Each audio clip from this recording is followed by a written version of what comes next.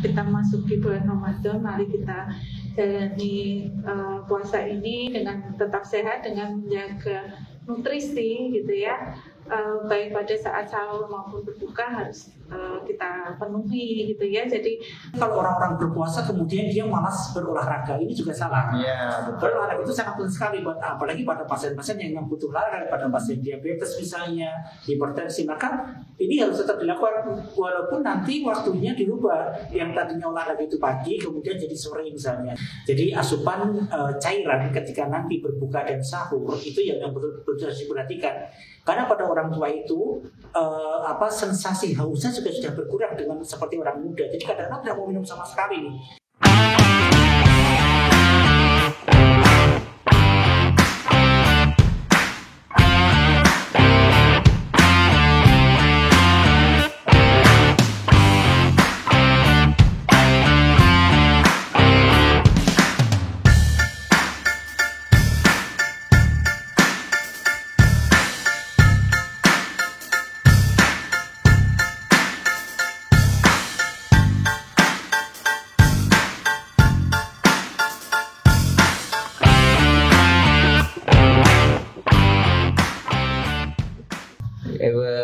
Sekarang ada intronya ya. Pokoknya kita juga punya lagu dong. Gimana? Ramadan tiba. Tiba-tiba Ramadan. Oke, Sobat Muhati, tentu saja ketemu lagi di dalam Positif Podcast Sehat Selalu. Lagi tentunya dengan saya Yusuf dan teman saya yang paling baik hati, Dokter Nonon. Sarah. Oke, sebenarnya bukan itu yang nanti akan kita bahas. Tentunya bagaimana sih makna puasa bagi kesehatan. Kita sudah menghadirkan dua narasumber, yaitu kita sambut semuanya ya. Kita sambut berdua semuanya. Yang pertama adalah Dokter Arif Nuruddin, spesialis penyakit dalam, konsultan reumatologi Vinasi. Selamat pagi Dok, menjelang siang. Assalamualaikum warahmatullahi wabarakatuh. Sehat ya? Alhamdulillah sehat. Alhamdulillah. Saya itu tercengang lihat terusnya ini luar biasa. Jadi mikir nanti saya jadinya serius apa enggak ini. Oh serius pasti dong. Pokoknya sering tapi santai dong. Kita kupas tuntas. Dan satu lagi Dokter Nonon, ada Dokter Indrawati, spesialis gizi klinis. Nah, pas kan?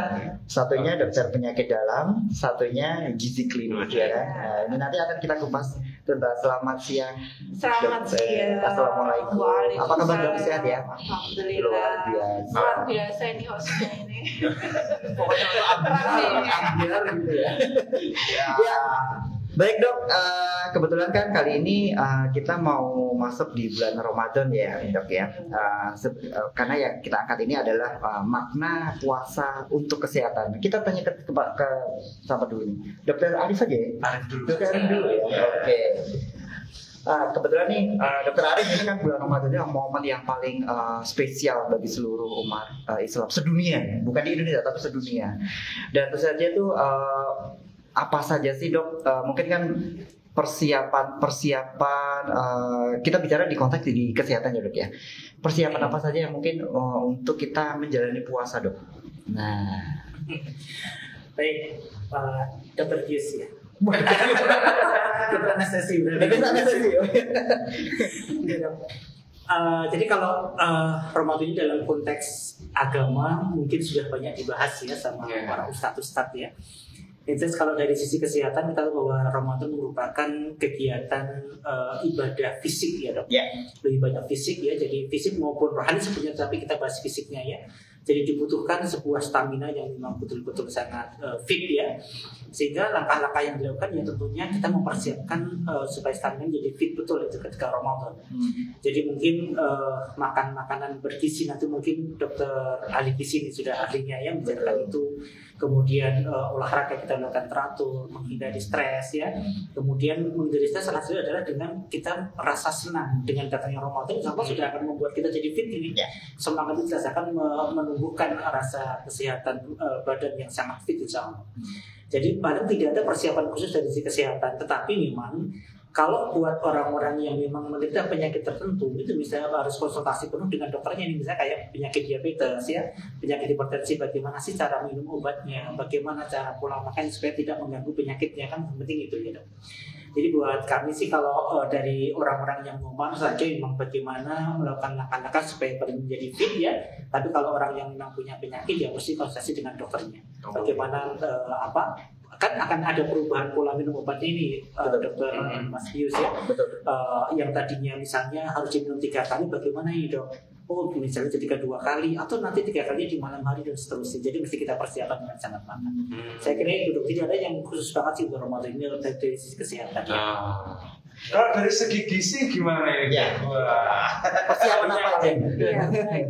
Ya, bulan Ramadan kan bulan yang istimewa ya, lain daripada yang lain ya. Biasanya kita makan bebas gitu ya, sewaktu-waktu ini kan harus kita atur gitu kan, cuman 2 waktu saja kan kita makan di waktu sahur dan berbuka ya, tentu harus dipersiapkan dengan sebaik-baiknya, terutama yang pertama itu yang penting malah niat ya.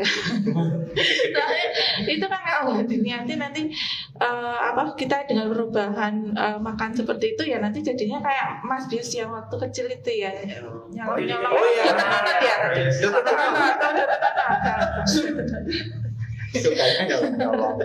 Iya.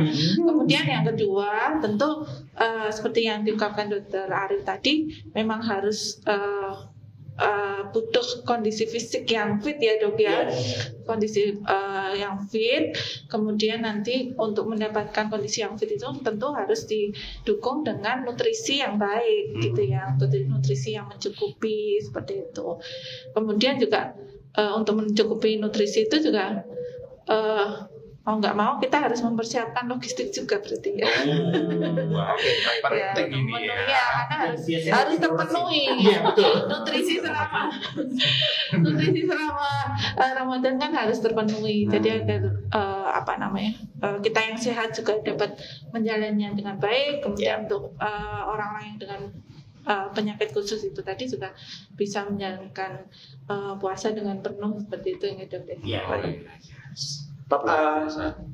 Dokter Arif, ini saya mau nanya Dokter Arif ya. Kita gantian ya biar kita juga enak.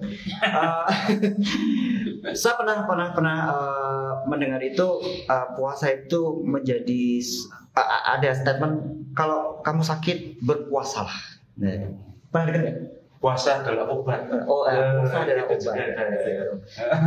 Nah, itu apakah menjadi suatu manfaat kalau misalnya kita akan berpuasa? Karena kan kadang gini dok, tadi dokter sudah menyinggung bahwa ada beberapa orang-orang yang mempunyai penyakit seperti diabetes dan hipertensi.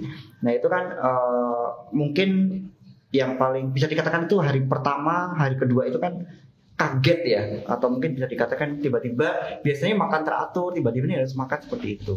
Nah, itu bagaimana dok? Manfaatnya apa dok? Kayaknya mulai serius ini. Sebenarnya kita backsoundnya ganti ini backsoundnya. Kemana ini? Jadi kalau orang berpuasa itu dia akan sehat. Dan di beberapa jurnal-jurnal di belahan dunia manapun sudah melakukan banyak riset tentang itu, ternyata memang dengan puasa ini akan menimbulkan tubuh yang semakin sehat. Bahkan ada yang namanya diet fasting terapi. Jadi ada bagaimana menerapi dengan puasa. Saya pernah dengar itu. Karena memang puasa itu luar biasa ya dok. Jadi kalau kita bisa mengatur pola makan dengan baik, maka tentu kita akan jadi sehat, kan intinya seperti itu ya. Dan kalau kita mau telah satu persatu yang sangat banyak dok, karena dari mulai ujung kepala sampai ujung kaki akan terpengaruh semua dengan puasa, akan pengaruh semua. Saya lihat saja salah satu yang memang cukup baik adalah di pencernaan ya dok. Dengan puasa itu ada penelitian mengatakan bahwa terjadi penurunan motoritas usus sampai dengan hanya 2 kali per jam. Jadi artinya itu sangat mengistirahatkan usus. Dan buat orang-orang yang menderita penyakit seperti kolitis, yang dia kolitis tergantung kepada peristaltik usus, maka dia akan sangat terjadi perbaikan. Kemudian ada mengistirahatkan usus ya. Otomatis kalau usus beristirahat, otomatis semua organ yang mendapatkan asupan dari usus beristirahat semua. Livernya beristirahat, ginjalnya beristirahat, maka semuanya terjadi proses peristirahatan yang sangat baik di situ. Sehingga akan menunjukkan kesehatan buat tubuh kita. Ada satu hal yang mungkin sangat penting untuk kita tahu ya. Saya kebetulan disertasi S3 saya tentang stem cell ya. Yang stem cell. Dan stem cell itu adalah sel yang berfungsi untuk meregenerasi tubuh kita. Jadi kalau ada tubuh kita yang rusak, maka akan diperbaiki sama stem cell, stem itu. Gitu. Nah, saya ternyata ada satu metode khusus membuat ketika mengkultur sel itu dengan mempuasakan sel.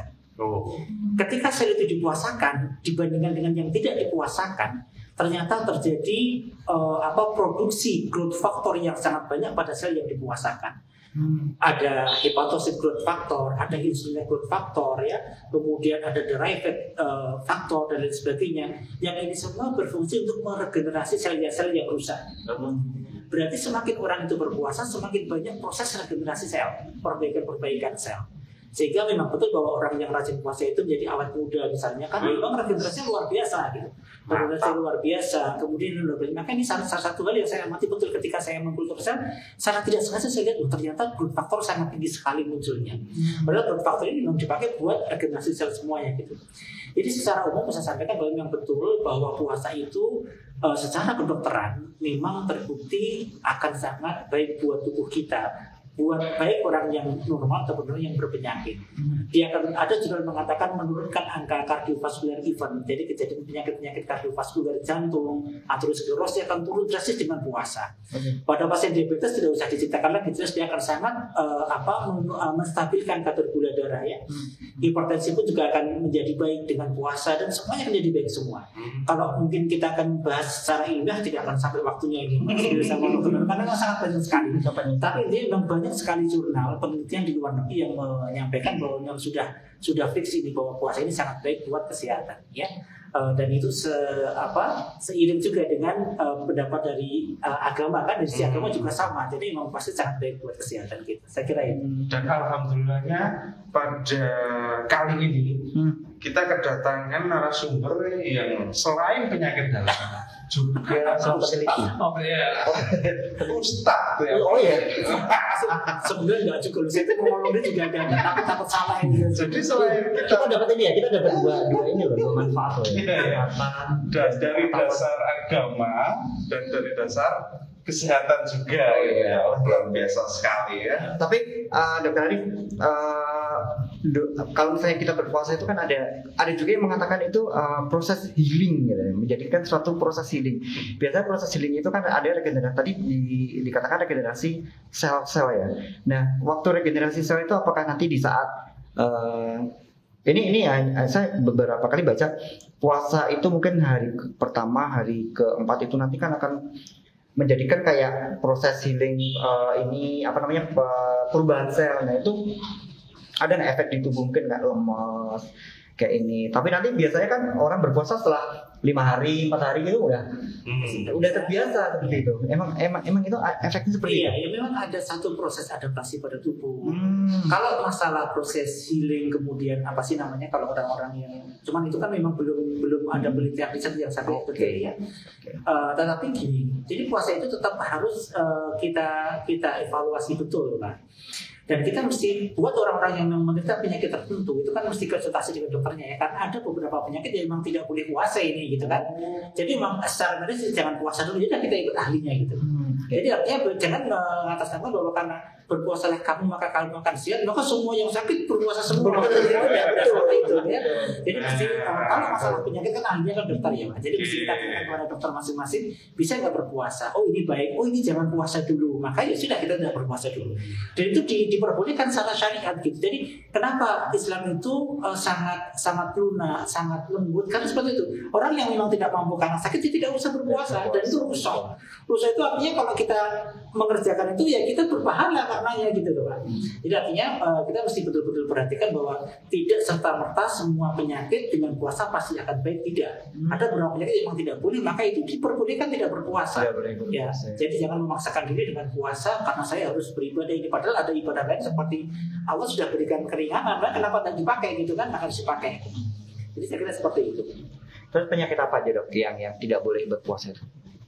Sebetulnya tergantung kepada masing-masing dokter yang menentukan ya Pak. Sesungguhnya semua penyakit ini bisa boleh berpuasa, bisa boleh tidak berpuasa tergantung kondisinya. Misalnya pasien diabetes.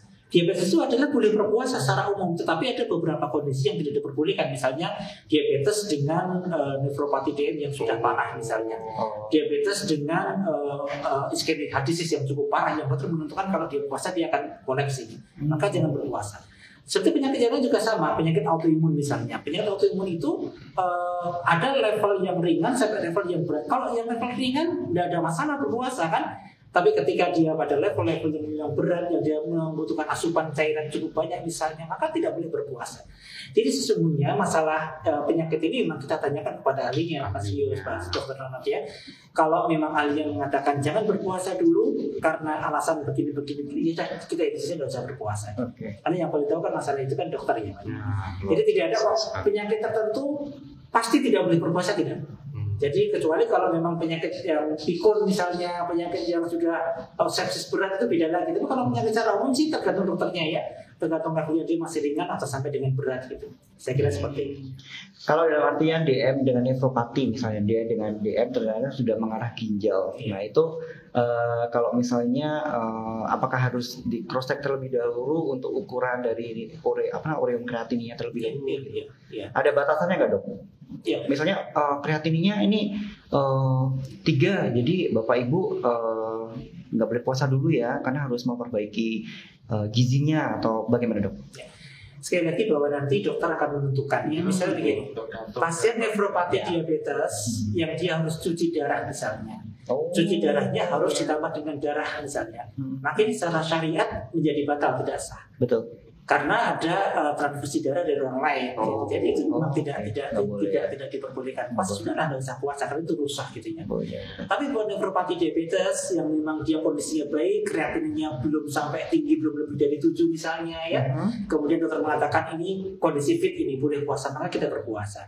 Maka sekali lagi ya kita tidak bisa, tidak ada acuan khusus secara guideline bahwa kreatinnya sekian, udah sekian nggak boleh puasa, nggak ada. Semuanya tergantung kepada kondisi pasien ya, kondisi pasien. Gitu. Saya kira itu mesti kita tanyakan langsung kepada dokter. Ya, luar biasa sekali ini. Ilmunya itu loh. Langsung dibahas. Ini udah cukup nih selesai. Maksudnya kami dokter dokter ini ya. Jadi dokter ini ya. Kalau saya ketemu dengan ini pasti ya. Hal-hal yang ditunggu ini. Di saat puasa adalah buka puasa. Nah ini apa namanya?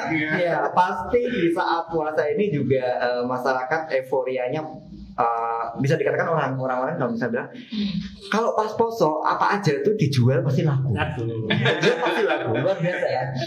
Tapi makanan dan minuman. Nah ini dok, kebetulan kalau misalnya kebetulan saya rumah saya Jogja dok, itu ada satu kampung namanya tuh Jalur Gaza, itu dari ujung jalan sampai ujung sana itu segala macam makanan ada. Nah itu kan sangat menggiurkan, warnanya, manisnya. Nah ini dok, berikan tips di saat kita itu untuk buka puasa tapi kita juga sehat, ya kan? Apakah harus minum manis dulu? Orang kan minum manis dulu, seperti itu. Monggo dok, silakan. Seperti apa sih dok untuk persiapan buka puasa ini biar kita? Buka dan sahur ya. Iya. Oke.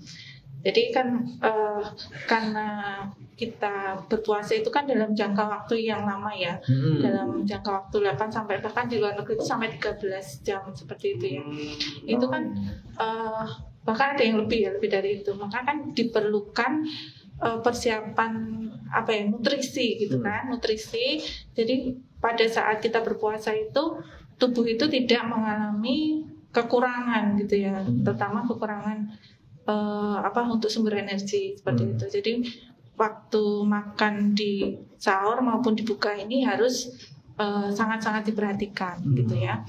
Dimana yang harus diperhatikan terutama dari yang pertama itu dari jumlahnya. Nah jumlahnya itu harus dipenuhi sesuai dengan kebutuhan tubuh. Jangan berlebih juga ya, jangan berlebih juga.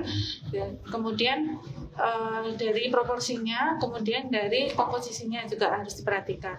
Kalau dari jumlahnya kan sesuai dengan kebutuhan ya. Jadi kalau memang sehari-hari itu kita itu membutuhkan kurang lebih kalau orang sehat itu kan 30 sampai 35 kilokalori per berat badan. Nah itu harus dipenuhi. Kalau biasanya kita makan dalam jangka waktu 3 kali, kemudian 2 kali selingan. Karena kita berpuasa kan berarti hanya pada waktu sahur dengan berbuka. Nah, maka di sini harus dipenuhi saat sahur. Itu kita paling tidak memenuhi 40% dari kebutuhan nutrisi kita. Jadi kita harus tetap sahur, gitu ya. Harus tetap sahur. Kan mungkin ada ya yang saya itu nggak biasa makan pagi seperti itu. Nah itu nanti mungkin bisa diganti. Kalau misalnya saya nggak bisa makan nasi kalau pagi, nah itu mungkin bisa diganti komposisi makannya. Mungkin bisa dengan sumber karbohidrat yang lain, mungkin bisa dengan roti atau kentang atau mungkin yang lain, sumber karbohidrat yang lain. Kemudian tetap dengan lauk sayur seperti itu ya.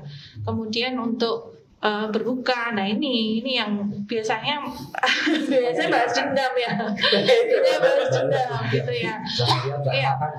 Iya. Itu juga harus diatur. Memang benar ada ungkapan itu ya, berbuka dengan yang manis. Ya memang benar, karena gula itu kan sebagai pengganti energi yang paling cepat diprosesnya. Yang kita memerlukan gula untuk mengembalikan energi yang hilang pada waktu kita berpuasa gitu ya. Tetapi ya itu harus diperhatikan jumlahnya gitu ya. Jadi untuk pemberiannya paling tidak begitu kita buka itu kan kita paling memerlukan hanya 10% dulu gitu ya untuk snacknya gitu. 10% tuh kalau misalnya orang dengan berat badan 50 itu cukup. Kalau kurma itu yang 3 yang gede-gede itu sudah cukup ya? Cukup itu. Itu kalau 50 kg bro. Kalau Aku udah mulai nih. kalau saya 55. Kamu satu bungkus. Nah, itu juga walaupun dengan gemuk berat badan tuh per berat badan, tapi kalau untuk orang gemuk kan tetap dengan per berat badan idealnya ya. Terus 90 terus kali 30 sama seperti itu juga nggak boleh ya. Jadi harus diatur. Kalaupun mau mau minum es buah gitu ya cukup 1 gelas dulu gitu ya. Nanti setelah itu kita sholat maghrib, kemudian baru dengan makan besar gitu ya. Makan besarnya yang seperti tadi ada besar sekali. Besar sekali. jangan balas dendam gitu ya. Paling cuma kita paling butuh 40% aja dari kebutuhan tubuh kita gitu ya. Kalau diasumsikan dengan 1 piring itu ya paling nasi, lauk, sayur gitu saja ya. Itu sudah cukup gitu ya. Ya mungkin untuk ada tambahan snack itu bisa 1 kali, 1 porsi itu bisa. Kemudian nanti setelah itu kan Isya. Nah setelah Isya nanti mau tambah 1 kali snack boleh, bisa. Buah gitu boleh ya dok? Buah boleh. Ya karena kan kalau dari penelitian itu kan sebenarnya pada waktu puasa itu sebagian besar tuh kita itu justru kekurangan serat gitu ya, serat, kemudian terlalu banyak konsumsi gula, sumber gula, kemudian juga biasanya kurang cairan. Untuk pemberian cairan juga harus dipenuhi gitu ya. Jadi harus minimal 8 gelas itu harus kita penuhi. Nah itu caranya gimana? Itu bisa dengan begitu kita buka gitu kan, minum 1 gelas gitu ya. Mungkin bisa itu tadi es buah itu boleh. Kemudian setelah sholat kita minum lagi gitu ya. Setelah makan nanti kita minum lagi. Kemudian mau sholat isya minum lagi. Jadi sedikit tapi sering itu bisa gitu ya. Jadi minimal 8 gelas itu harus terpenuhi gitu. Jadi tapi 8 gelas jangan semua itu. Jangan semua. Sebenarnya es nggak apa-apa. Es manis maksudnya. Kolak ya? Kolak boleh ya? Kolak boleh, tapi kan ada santannya tuh. Porsinya itu ada santannya ya. Porsinya kadang itu dawet gitu. Ngamuk itu porsinya yang baik apa dok? Pertama kali ini dok, yang paling misalnya kan minuman yang paling terbaik dulu gitu. Apakah teh manis, air putih, atau selera atau gimana? Iya. Untuk mengawali buka. memang yang dianjurkan tuh yang manis-manis dulu gitu ya. Tapi itu tadi jumlahnya memang Harus terukur ya dok ya, nggak boleh ini ya. Memang ada sih yang nggak terlalu suka manis dulu ya biasanya. Gorengan paling gorengan. paling laku itu dia. Waktu minum gorengan nggak lupa. Nggak lupa ya. Tapi sekarang yang mahal ya dok. Jadi ini mungkin mulai pertanda kita harus mulai hidup sehat. Mulai hidup gitu sehat ya. Oke. Apakah gorengan itu harus dihindari dok selama berpuasa dok?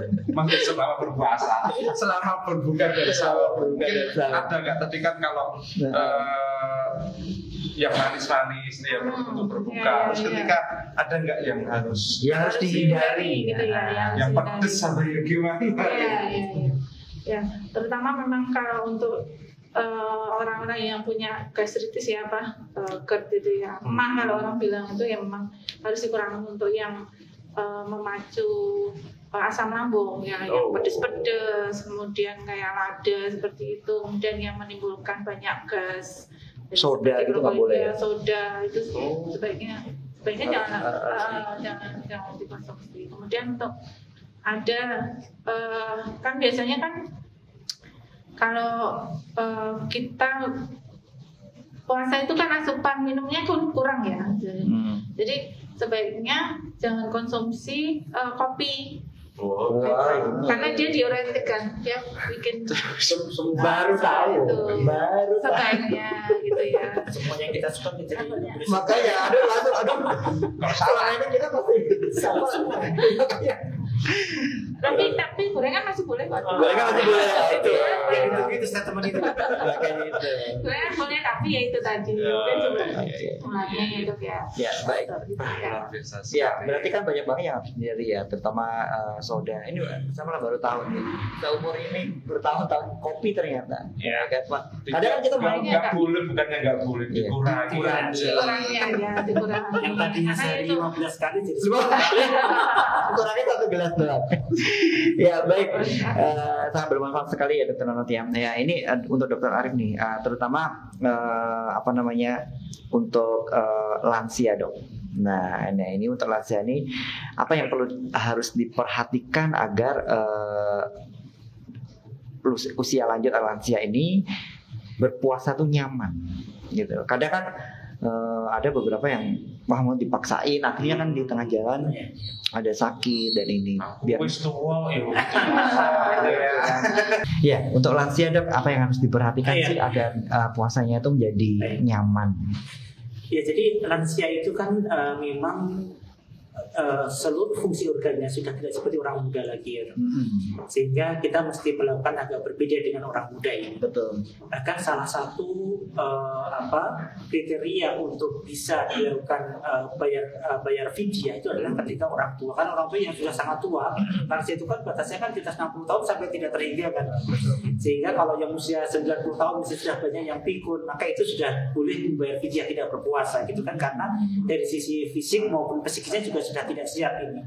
Tapi buat lansia-lansia yang masih kuat berpuasa, maka memang ada beberapa hal yang berbeda dengan orang muda. Yang pertama bahwa lansia itu lebih sering terjadi dehidrasi dibandingkan dengan orang muda. Makanya ini bisa kita perhatikan betul ya. Jadi asupan cairan ketika nanti berbuka dan sahur itu yang betul-betul harus diperhatikan. Karena pada orang tua itu sensasi hausnya juga sudah berkurang dengan seperti orang muda. Jadi kadang-kadang tidak mau minum sama sekali nih. Kan banyak ya orang-orang tua simbah-simbah kita yang minumnya cuma 1 gelas saja, itu pun teh kental banget gitu kan. Nah, makanya yang kita perhatikan. Ya, betul. Jadi yang pertama resiko dehidrasi lebih besar, sehingga lebih banyak kita konsumsi cairan ya pada saat berpuasa ini. Kemudian yang kedua, tetap asupan makanan sangat diperhatikan, dan terutama makanan yang banyak serat. Nanti mungkin ahli gizi nanti akan menjelaskan dengan sangat jelas ya. Karena orang tua itu terjadi penurunan mobilitas pada usus juga kan, sehingga banyak orang tua yang mengalami konstipasi, sulit buang air besar, ditambah dengan tidak banyak bergerak, cuma tiduran terus. Maka ini jelas akan mempengaruhi mobilitas usus, maka terjadilah konstipasi. Maka diperlukan asupan makan yang banyak serat, sayur buahnya juga diperbanyak gitu ya. Kemudian boleh menggunakan suplemen, misalnya menggunakan susu ataupun yang lain mungkin untuk memperkuat daya tahan tubuh. Nanti mungkin dari ahli gizi menyampaikannya. Tetapi dari itu semua, yang paling penting juga adalah masalah aktivitas. banyak orang tua yang sudah tidak beraktivitas cukup, dan itu jelas akan mempengaruhi dari sisi kebugaran fisik ya. Kemudian terjadi pengecilan dari otot-otot pada betis misalnya, sarkopenia namanya ya. Ini juga akan sangat mempengaruhi. Maka sebaiknya tetap ketika puasa disarankan aktivitas seperti biasa atau berkurang sedikit lah ya. Tetap melakukan olahraga ringan supaya tetap bugar badannya. Karena kalau tidak, sudah puasa dia tiduran terus, maka akan semakin membuat semakin tidak fit badannya. Nanti ditekankan pada orang tua. Kemudian stres juga sangat penting. Maka support keluarga kepada orang tua puasa harus sangat lebih ya dibandingkan dengan kepada orang-orang muda. Support tidak membuat jengkel orang tua, tidak membuat bad mood orang tua. Karena orang tua itu sedikit aja dibikin jengkel, jadi dia moodnya luar biasa. Karena pas orang tua sampai sudah sering dengar kan ada orang tua tidak mau makan kecuali kalau ditungguin anaknya. Karena pasti ada sekali ya, banyak loh. Saya pernah merawat pasien Pak, itu 3 hari belum nggak mau makan, dirawat di infus. Begitu anaknya dari Kalimantan datang, wah makannya banyak banget, langsung pulang. Jadi psikologi orang itu sangat penting sekali Pak. Jadi karena itu mesti kita perhatikan terutama pada saat puasa seperti itu. Betul. Saya kira itu. Di selain kesehatan itu untuk lansia itu juga harus jaga mood. Jaga mood sangat penting. Karena psikis sangat pengaruh ya. Ya benar, banyak memang pasien-pasien lansia itu ya tidak mau makannya itu bukan karena penyakitnya gitu psikis, ya, tapi karena psikis seperti itu. Jadi mungkin dengan berbuka bersama dengan anak-anaknya itu bisa dengan mbah kakungnya itu banyak loh. Mbah kakung jurung dahar, padahal bawang supaya di mana gitu kan susah. Betul. Jadi semangat untuk makannya. Jadi mungkin ya itu tadi untuk cairannya pun memang harus dipenuhi ya Dok ya, memang harus dipenuhi 8 gelas, minimal 8 gelas itu ya. Maka untuk yang lebih gemuk bisa lebih lagi. Kemudian untuk kebutuhan seratnya tadi yang bisa itu tadi memang dalam komposisi makanannya memang harus ada sayur, buah-buahan seperti itu ya. Papaya gitu boleh. Papaya boleh, apel, itu kan banyak seratnya ya. Iya betul. Itu bisa. Pisang boleh nggak? Boleh. Pisang boleh ya. Boleh. Ya nggak boleh apa Dok, buah-buahan serat untuk Iya. Tiba-tiba ada durian. Arahnya ke arah durian ini. Tiba-tiba ada durian ngasih Mbak Kakung. Aduh, panjang urusannya. Tapi kalau fungsi tubuhnya masih bagus, masih Ya, bagus. Tuh boleh mana? boleh. Itu asal nggak satu yang gede. Kecil dong. Buat icip-icip aja buat pingin gitu kan. Oke, cucunya pada makan gitu. Berarti untuk lansia tadi Dokter Indra kayak misalnya harus tercukupi seratnya, cairannya. Berarti kan menyambung ya. Seperti itu kan. Seperti itu. Tadi udah untuk istilahnya untuk dewasa sudah, lansia sudah. Ibu hamil. Ini kita bahas. Gimana Dok? Dokter, nutrisi untuk ibu hamil, karena ibu hamil kan pasti ini ya. Kebetulan ada ibu hamil di sini. Iya. Ini ada kekhawatiran ya kalau ibu hamil itu kalau puasa nanti gimana bayi saya, saya kuat apa enggak gitu ya.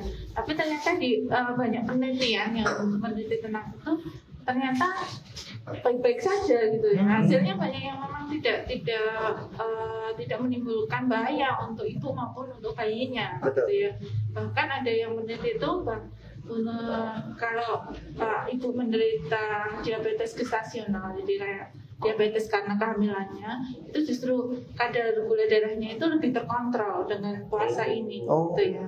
Nah tentu ya itu tadi tetap didukung untuk nutrisinya gitu ya. Untuk ibu yang hamil itu kan memang ada tergantung semesternya ya, trimester berapa itu nanti ada tambahan kalorinya.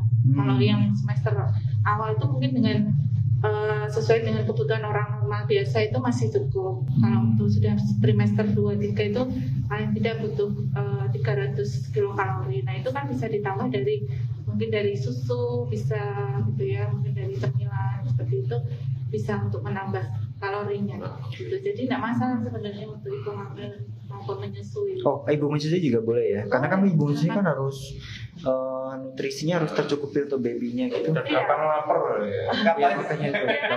Ya makanya waktu sahur dan berbuka itu kan kita harus membekali tubuh itu kan dengan nutrisi yang cukup. Jadi waktu berpuasa itu kan simpanan tubuh itu kan nanti akan dipecah ya. Jadi lemak, kemudian protein yang ada dalam tubuh itu kan akan dipecah, kemudian dia akan dijadikan sumber energi ya untuk si ibu maupun si bayi ini.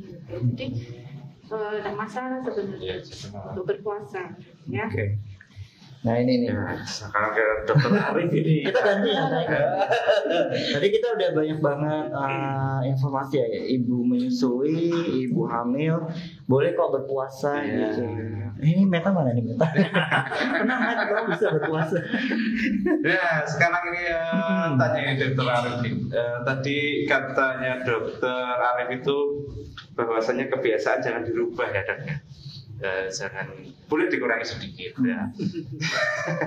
Ada nggak kira-kira yang kebiasaan dari perubahan kebiasaan terutama waktu buka itu yang bisa menyebabkan penyakit dok?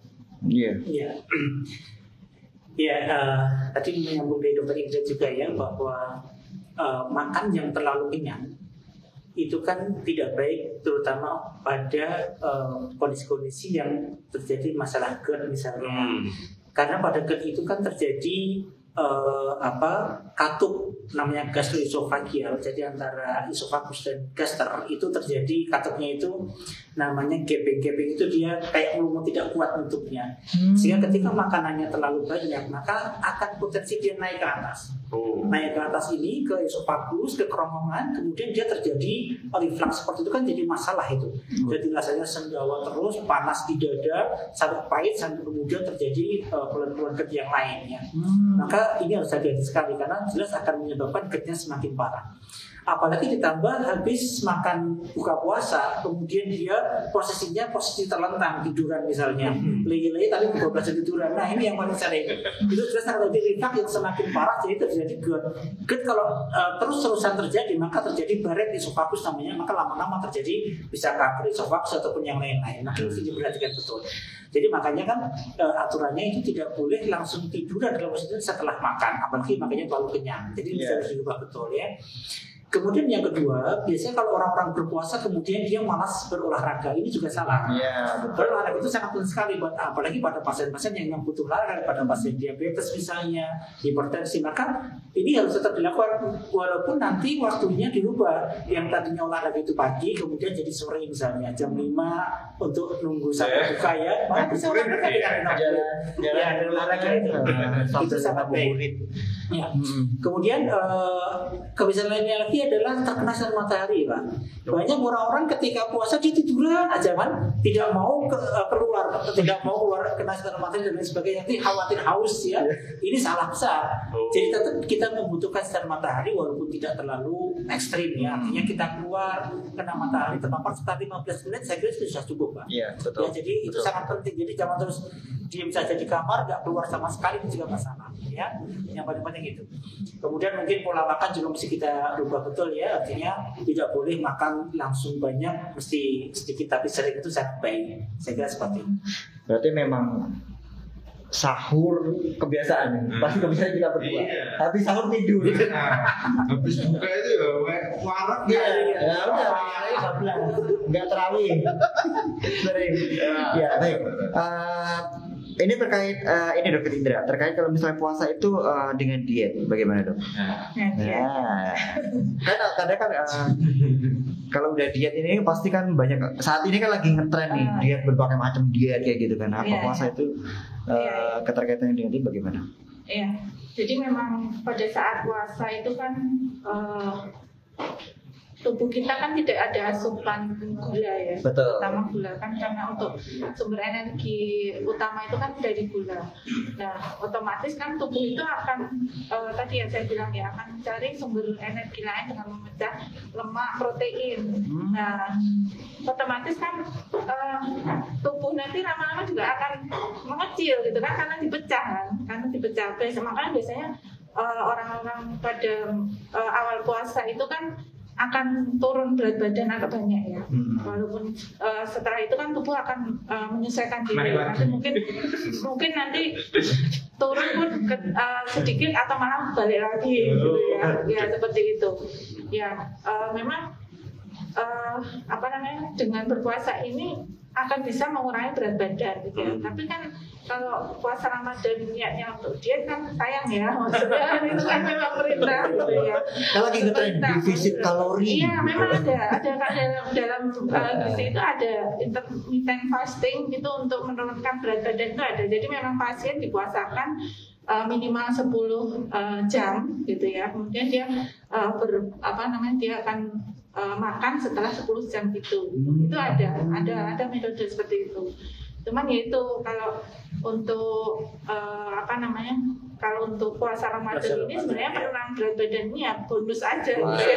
Bukan niatnya untuk Biar sehat ya kan. Karena banyak tuh begitu buka bukan hari ke meja makan, hari ketimbangan. Iya. Ketimbangan. Tapi setelah puasa biasanya nanti terus balik lagi Ya baik. Biasa sekali. Ini pertanyaan terakhir Dokter Arif nih, pesan dan kesan nih bagi Sobat Muardi nih yang saat ini mau memasuki bulan Ramadan dan menjalankan ibadah puasa. Bagaimana dok? Silakan dokter untuk Sobat Muardi. Iya. Yang penting adalah kita persiapkan visi kita saat ini ya untuk Ramadan, karena memang satu momen yang sangat mulia, sangat agung kan. Visi kita kalau sampai tidak kuat kan sayang sekali ya. Pas datang Ramadan kita malah pas lagi tidak fit gitu.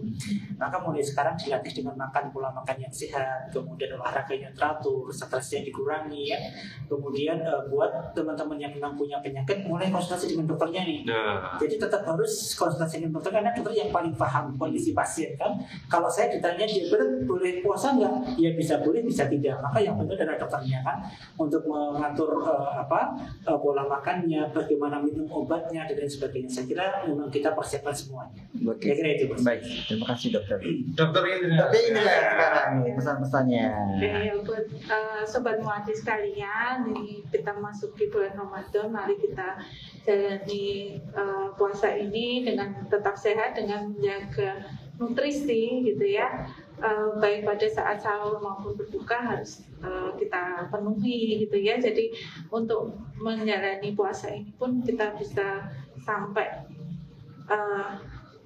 selesai ya? Sampai Idul Fitri. Harapannya kan seperti itu, sampai gitu. selesai dengan kondisi tubuh yang tetap sehat. Seperti itu. Ya, baik. Luar biasa ya Bu. luar biasa. Aku baru tahu ya. Ternyata manfaat berpuasa, apa saja yang nggak boleh, apa saja yang harus dibatasi, kita kendalikan. Ternyata emang harus kita pas mendatangkan beliau, harus tahu, dan kita pas mendatangkan beliau ini sangat informatif sekali. Ya baik Sobat Muardi, berarti dengan demikian selesai sudah untuk sesi podcast hari ini ya. Jadi jangan lupa untuk Sobat Muardi menyaksikan di sesi-sesi berikutnya dengan materi yang tentu saja akan lebih viral, katanya lebih viral. Ya. Baik, tentu saja kami mohon undur diri, dan tentu saja kami dari Positif dan semua kru mengucapkan selamat menjalankan ibadah puasa. Cukup sekian. Wassalamualaikum warahmatullahi wabarakatuh. Positif. Podcast sehat solutif. Think positive. Get more solution.